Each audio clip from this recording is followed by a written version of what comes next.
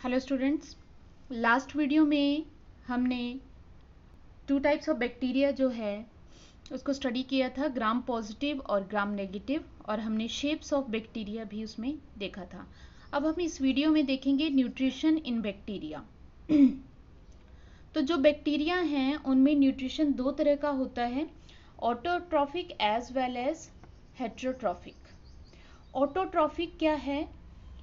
जिसमें जो है bacteria they can synthesise their own food. तो फोटोसिंथेटिक जो बैक्टीरिया हैं वो दो तरह से फोटोसिंथेसिस होती है, आपने पढ़ा होगा 10th में भी। Photo autotrophic nutrition and chemo autotrophic nutrition, दो तरह का होता है, photo autotrophic and chemo autotrophic. तो ये दो तरह के न्यूट्रिशन बैक्टीरिया में प्रेजेंट होते हैं। अब फोटो ऑटोट्रॉफिक न्यूट्रिशन क्या है? जिसमें सनलाइट का यूज़ करके जो बैक्टीरिया है वो अपने फूड की फॉर्मेशन कर लेते हैं।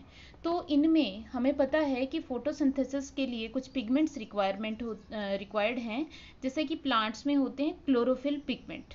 तो यहाँ पे जो पिगमेंट हैं ध्यान रखना है, दैट इज बैक्टीरियोपर्प्यूरिन और दूसरा है बैक्टीरियोवर्डिन। ये डिफरेंट होते हैं लेकिन फंक्शन ये सेम ही परफॉर्म करते हैं। एक और डिफरेंस यहाँ पे आ जाएगा, हम देखते हैं जब भी प्लांट्स में फोटोसिंथेसिस होती है या फोटो ऑटोट्रॉफिक न्यूट्रिशन प्लांट्स का होता है तो उसमें क्या होता है, ऑक्सीजन जो है रिलीज होती है, एज ए बाई प्रोडक्ट बनती है।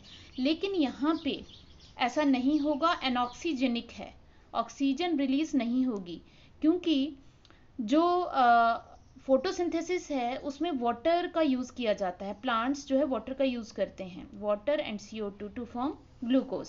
लेकिन यहाँ पे वाटर का यूज़ नहीं होता है, मैक्सिमम फॉर्म में क्या होता है, हाइड्रोजन सल्फाइड का यूज़ होता है, तो ऑक्सीजन नहीं होती है, तो ऑक्सीजन रिलीज होती भी नहीं है यहाँ पे।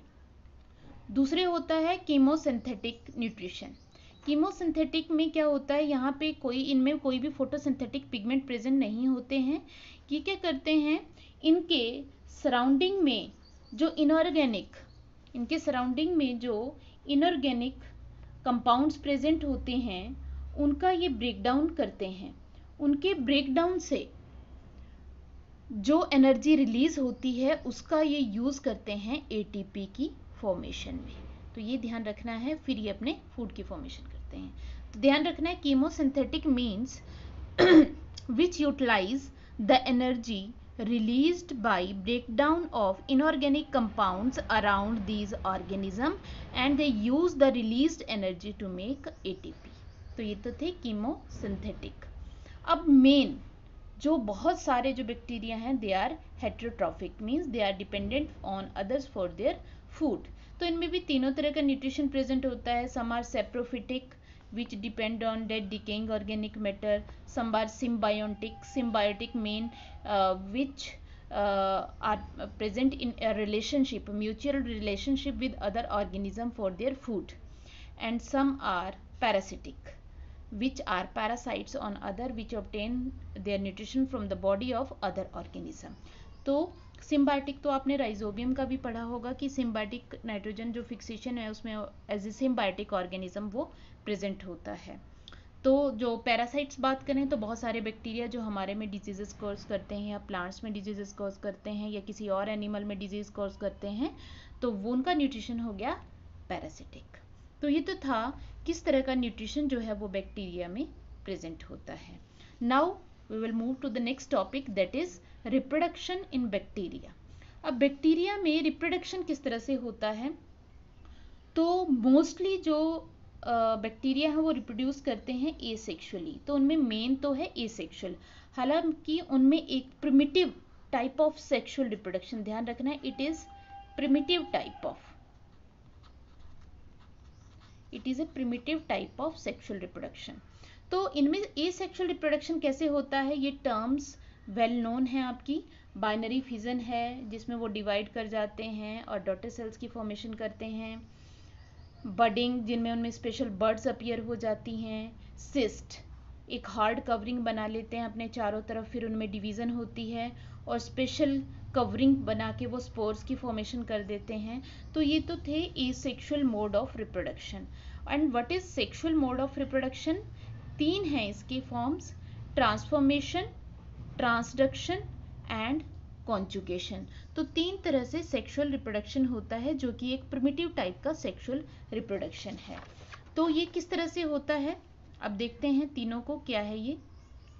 सेक्सुअल रिप्रोडक्शन मैंने आपको बताया 3 मेथड्स हैं।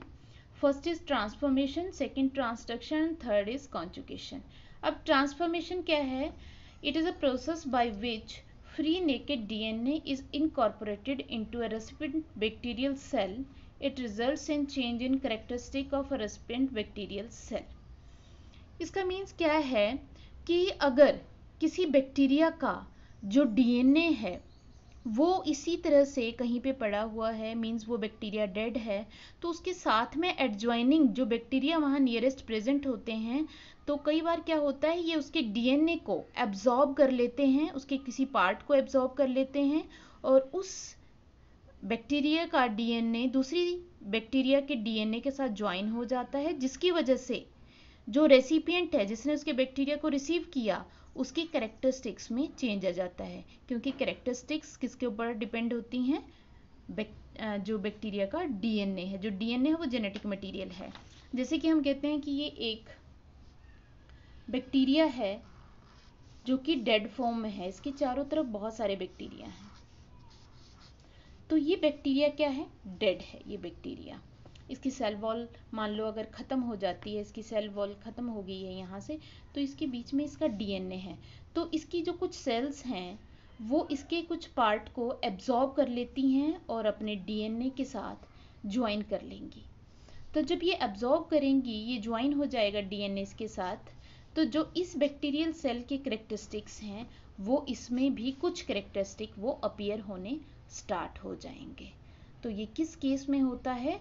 जब कोई बैक्टीरियल सेल डेड हो जाती है और उसकी सेल वॉल और सेल मेम्ब्रेन ख़त्म हो जाती है, तो उस केस में उसका जो डीएनए है वो एडजॉइनिंग सेल एब्जॉर्ब कर लेती है, एडजॉइनिंग बैक्टीरियल सेल, तो कुछ पार्ट को एब्जॉर्ब कर लेती हैं वो। तो जब भी वो उस बैक्टीरिया के डीएनए के साथ ज्वाइन करेगा तो वो उसकी भी कैरेक्टरिस्टिक्स को चेंज कर देगा।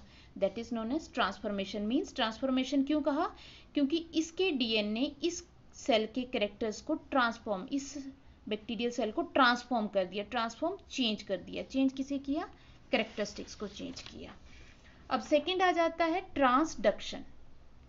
Transduction, a small piece of DNA is transferred from one cell to another by a bacterial virus or bacteriophage. अब इसमें क्या होगा? What are bacteriophages? मान लो ये है एक बैक्टीरियल सेल। अब बैक्टीरियोफेजेस स्पेशली एक कुछ वायरसेस होते हैं जो कि बैक्टीरियल सेल को इन्फेक्ट करते हैं। ये वायरस है जिसका यहाँ पे डीएनए प्रेजेंट है, ये बैक्टीरियल सेल में इन्फेक्शन करते हैं। ये क्या करते हैं? अपने डीएनए को इस बैक्टीरियल सेल में इंजेक्ट कर देते हैं। अब ये है इस बैक्टीरियल सेल का डीएनए।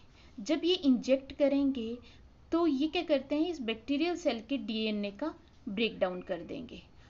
इस ब्रेक डाउन के बाद कुछ जो इसका डीएनए है बैक्टीरियल सेल का, वो किसके डीएनए के साथ ज्वाइन हो जाता है? बैक्टीरियोफेज के डीएनए के साथ ज्वाइन हो जाएगा। किसका? जो ये ब्रोकन डीएनए है किसका? बैक्टीरियल सेल का।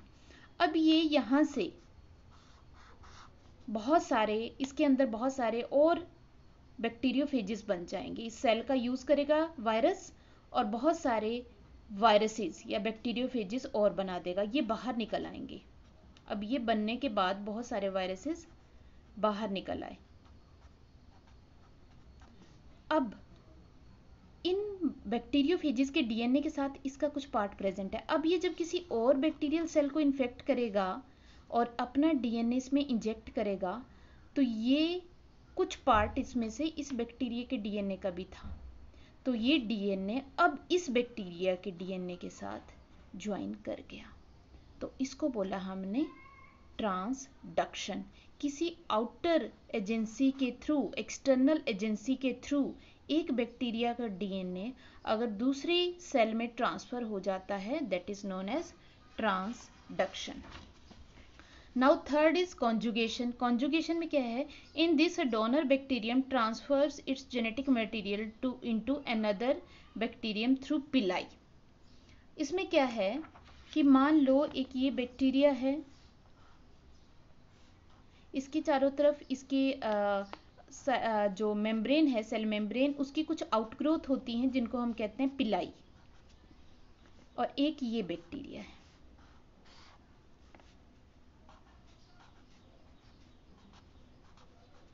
तो इसमें क्या होगा, ये इनका जेनेटिक मटेरियल है। तो नेक्स्ट स्टेज में ये क्या करेंगी, ये दोनों सेल्स पास में आएंगी, इसको हम कहेंगे डोनर और इसको कहेंगे रेसिपिएंट। अब जब ये पास में आएंगी तो ये क्या होगा, ये सेल, एक सेल का जो पिलाई है वो दूसरे की मेम्ब्रेन को डिसॉल्व कर देगा और इस पिलाई के थ्रू यहाँ का जो डीएनए है इस सेल का, वो इस पिलाई में से होता हुआ इस सेल में, सारा का सारा डीएनए नहीं, डीएनए का कुछ पार्ट जिनको हम प्लाज्मिड कहते हैं, वो डीएनए को छोड़ के कुछ और जो जेनेटिक मटेरियल होता है बैक्टीरियल सेल का, उससे एक्स्ट्रा भी डीएनए की रिंग्स प्रेजेंट होती हैं बैक्टीरियल सेल के अंदर, जिनको हम कहते हैं प्लाज्मिड। ये भी डीएनए ही है रिंग फॉर्म में। तो ये प्लाज्मिड का ट्रांसफर एक सेल से दूसरी सेल में हो जाता है। तो इसीलिए इसको सेक्सुअल कहा। सेक्सुअल में क्या होता है कि दो अलग अलग सेल्स के जेनेटिक मटेरियल का मिक्सअप होना। तो यहाँ पे कंप्लीटली मिक्सअप तो नहीं है, कुछ पार्ट यहाँ पे ट्रांसफर हो जाता है थ्रू पिलाई, इन पिलाई के थ्रू। तो इसको कहा जाता है कॉन्जुगेशन। अब नेक्स्ट वीडियो में हम करेंगे स्ट्रक्चर ऑफ बैक्टीरियल सेल।